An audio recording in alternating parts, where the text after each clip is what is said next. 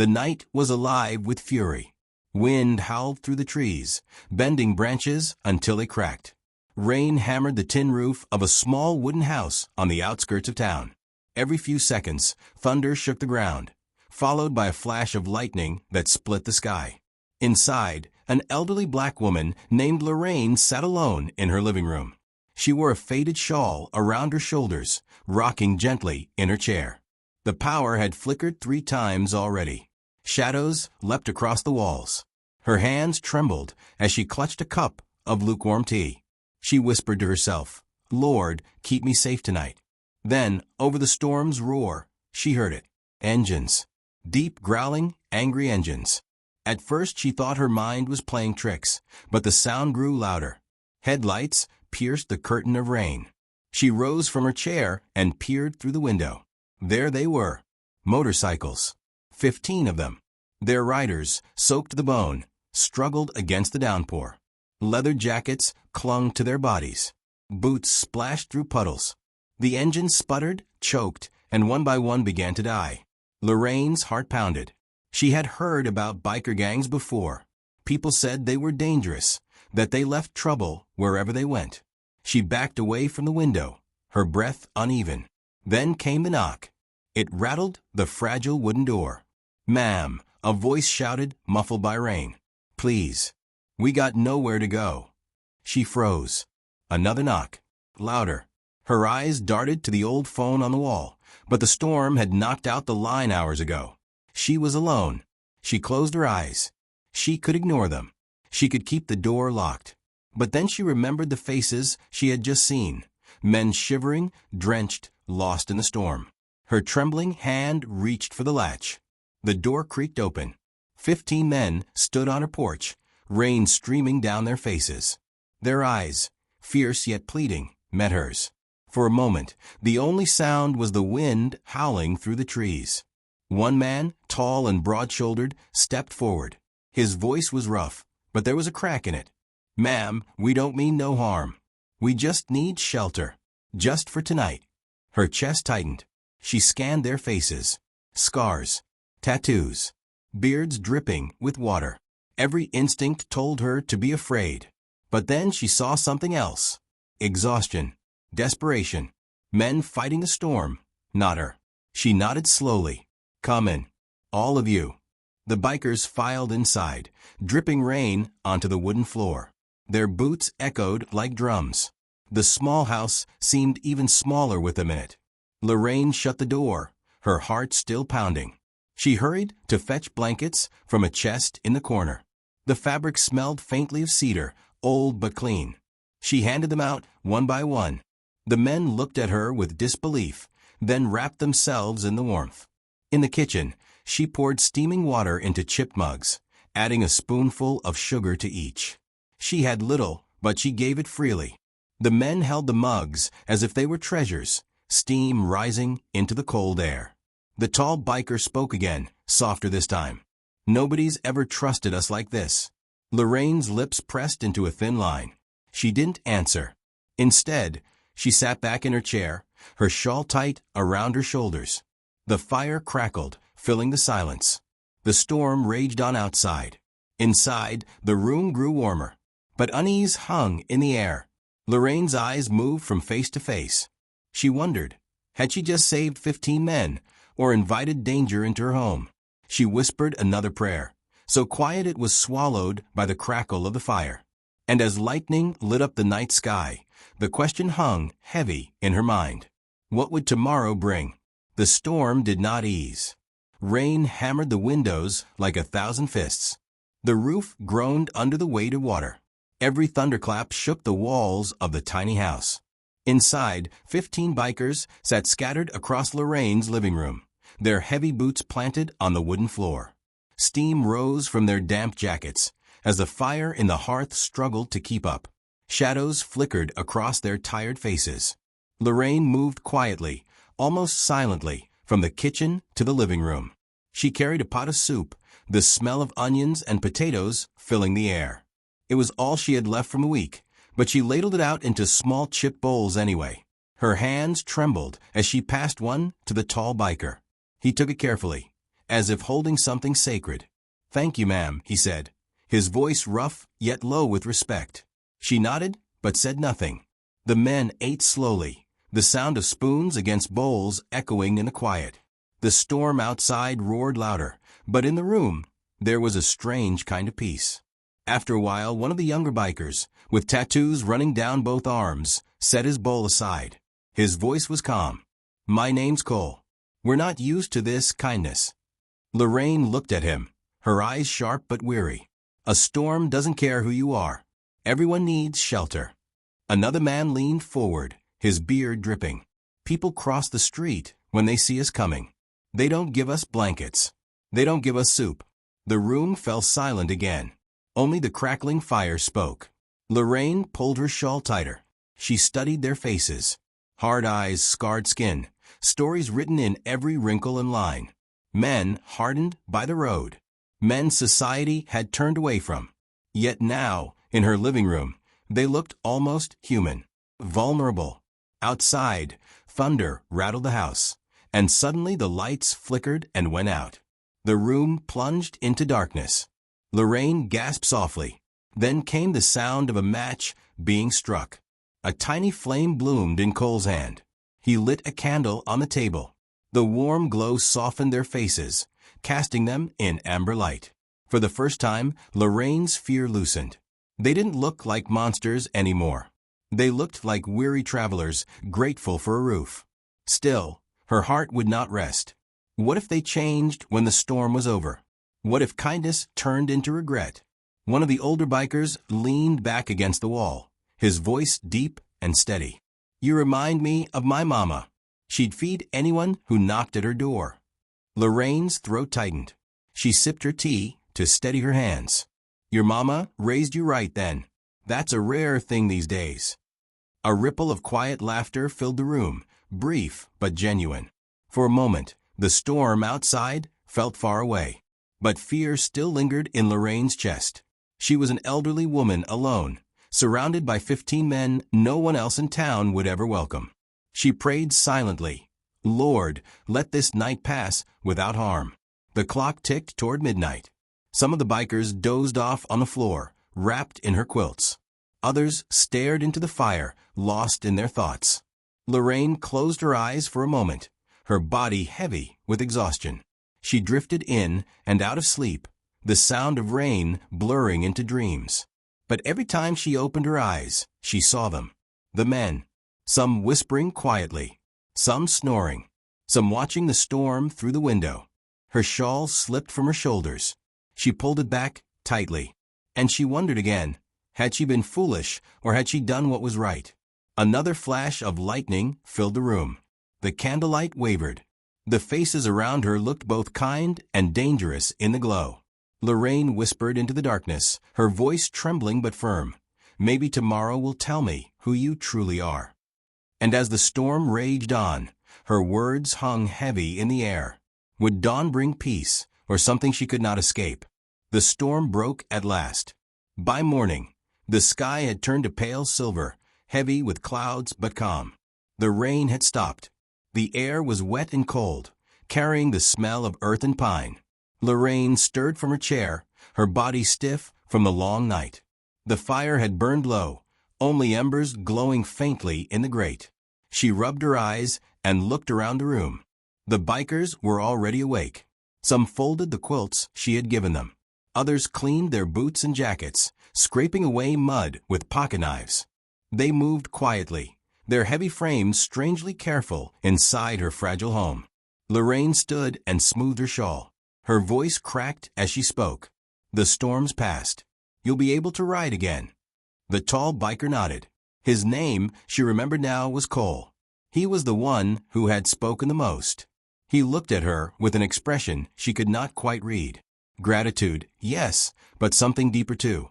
The men began filing outside, their boots thudding against the porch. Engines sputtered back to life, coughing out thick smoke. The sound filled the air, raw and powerful. Lorraine stepped onto her porch, the wood damp beneath her slippers. The yard was a mess, mud pooling in the grass, branches scattered from a storm. The motorcycles stood in a rough line, chrome glistening under the weak light of morning. One by one, the bikers mounted their bikes. But before they left, Cole approached her. He reached into his pocket, pulled out something small, and pressed it into her hand. "Keep this," he said.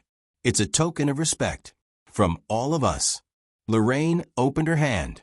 A heavy medallion rested in her palm, scratched and worn from years of use. It bore the symbol of their brotherhood, an insignia that carried weight among men like them. Her breath caught. "I don't understand." Cole gave a faint smile. "You didn't have to help us, but you did. We won't forget it." The engines roared louder as the others waited.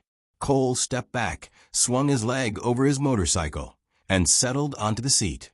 He gave her a final nod. Then the line of bikes surged forward.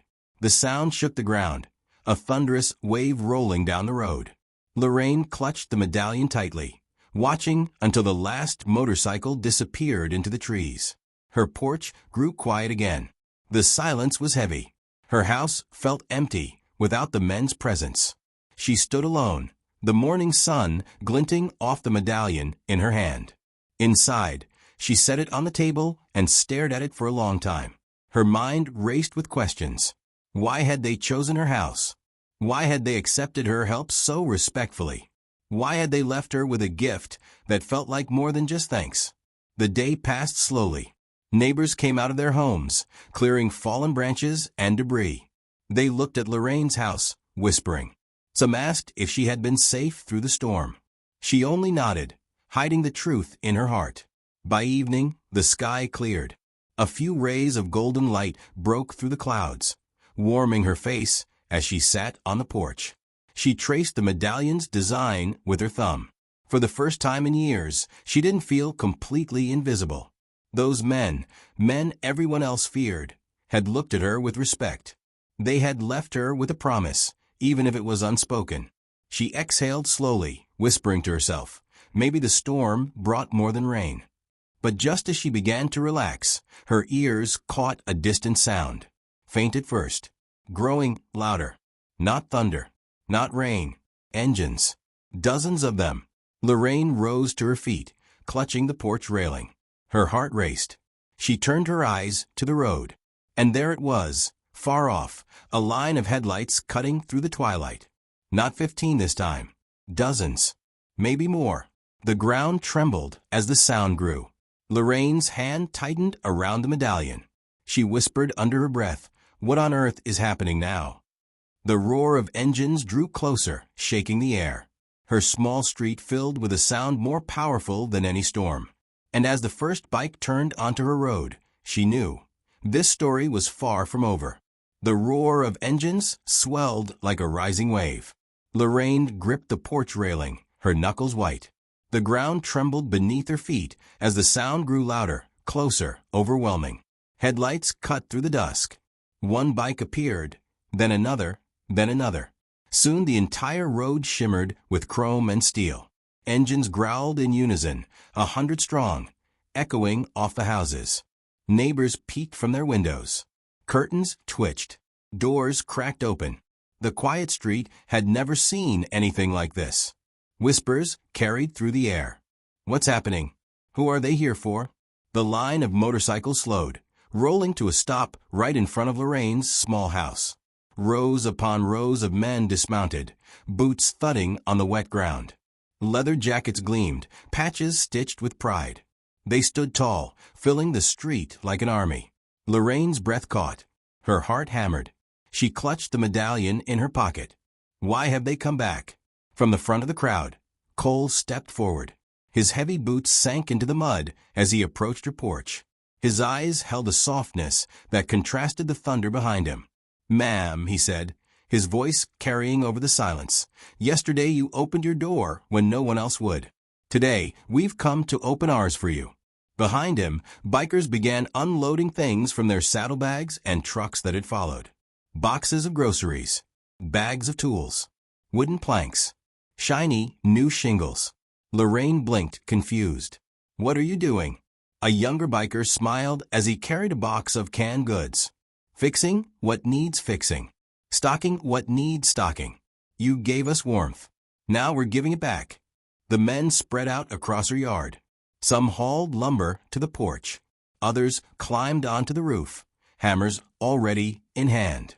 Two carried a brand new generator and set it by the side of the house. The street buzzed with activity. Engines idled. Voices shouted directions. Tools clanged against wood. Neighbors stepped out of their homes, eyes wide in disbelief. A woman whispered, "They're repairing her house." Lorraine stood frozen on the porch, tears welling in her eyes. She had lived alone for so long, her home slowly falling apart, with no one to help. And now, an army of bikers had come to lift the weight from her shoulders. Cole stayed by her side, his voice low so only she could hear. "People see us as trouble, thieves, outlaws. But you saw men who were cold, wet, and human. That kind of kindness, it changes a man." Her throat tightened. She swallowed hard, whispering, "I didn't think. I just couldn't let you freeze." Cole smiled faintly. "That's exactly why we're here." By sundown, her house looked transformed. The roof no longer sagged. The porch had been rebuilt, sturdy under her feet. Her pantry overflowed with food. And for the first time in years, the lights flickered on, powered by the generator the bikers had installed. As dusk settled, the 100 men gathered in her yard. Engines still rumbled in the background, a steady heartbeat to the scene.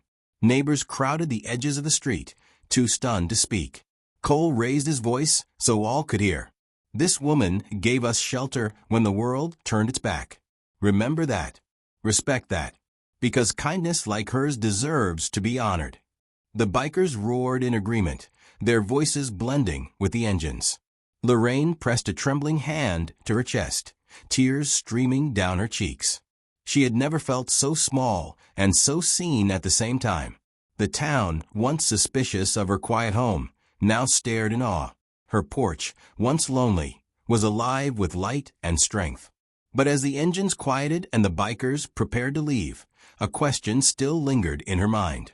Why had her single act of kindness reached so deeply into the hearts of men the world called untouchable? The answer, she knew, would come soon. Night fell slowly, painting the sky in deep blue and violet. The rumble of engines softened as the bikers gathered one last time in Lorraine's yard. 100 men stood together, their jackets stitched with bold insignias, their faces reflecting the glow of porch lights. Lorraine sat in her wooden chair, shawl wrapped tight, watching them. Her heart was still pounding from the shock of their return, but now warmth spread through her chest. Cole stepped forward. He removed his helmet, holding it under his arm, and looked at her with steady eyes. His voice was calm, but carried the weight of years on the road. "Ma'am, I want to tell you something. We've been judged all our lives. People don't see us as men, only as trouble. They see our tattoos, our jackets, our bikes, and they run." The crowd of bikers nodded. A ripple of agreement moved through them. Cole continued, "But that night in the storm, you didn't see monsters. You saw people shivering in the rain. You gave us shelter, food, and blankets when no one else would. Do you know what that means to men like us?" Lorraine swallowed hard, her throat tight. She shook her head softly. "It means," Cole said, his voice breaking just slightly, "that someone finally believed we were worth saving, worth trusting." A silence hung in the air, heavy and profound. The only sound was the low rumble of idling engines, like a heartbeat beneath the night. Lorraine blinked back tears. She whispered, "I didn't think of who you were. I just saw men caught in a storm. That's all." Cole's eyes softened. "And that's the difference. Everyone else sees us for what we look like. You saw us for what we were, cold, wet, and human. That kind of kindness, it doesn't fade." Another biker stepped forward, his beard flecked with gray. He carried a small wooden box. He placed it gently on her porch and opened it. Inside lay stacks of canned food, medicine, and a folded envelope. "For your needs," he said simply. "You gave us comfort. We give back." Lorraine gasped. Her lips trembled as she tried to speak, but no words came. Cole raised his hand, and the men began mounting their bikes again. The sound of 100 engines roared back to life, shaking the ground, rattling the windows, filling the air with power. But before he climbed onto his own motorcycle, Cole leaned closer. His words were just for her. "Ma'am, this street, this house, this town, you're not alone anymore. If anyone ever troubles you, if you ever need anything, you call. You'll hear us before you see us." Lorraine's eyes overflowed. She clutched the medallion in her pocket, its weight heavier than ever. She whispered, "Bless you, son." Cole nodded, his expression firm but kind. Then he turned, swung his leg over his bike, and with a signal, the 100 riders pulled away. Engines thundered as the convoy moved down the street. The ground vibrated. Lights flashed. The roar echoed into the night until it faded into the distance. Silence returned. Lorraine sat back in her chair, her hands trembling. The street was empty again, but it no longer felt lonely. Neighbors lingered on the sidewalks, still stunned. Some approached asking questions, but she only smiled faintly and said, "It was just a storm, and a blessing." She turned her gaze to the medallion, pulling it from her pocket. It glinted under the porch light, heavy with meaning. She whispered to herself, "Sometimes the world sees only danger, but kindness sees the truth." The night air was cool. The storm had passed. And for the first time in years, she felt protected, not by walls or locks, but by the memory of men who had found dignity under her roof. As she closed her eyes and listened to the faint echo of engines fading into the horizon, a thought lingered in her mind. Maybe the real storm had never been the rain. Maybe it had been the walls between people. And maybe, just maybe, one act of kindness had torn those walls down. What would you have done if 15 strangers had knocked on your door that night? Would fear have closed it, or would kindness have opened it?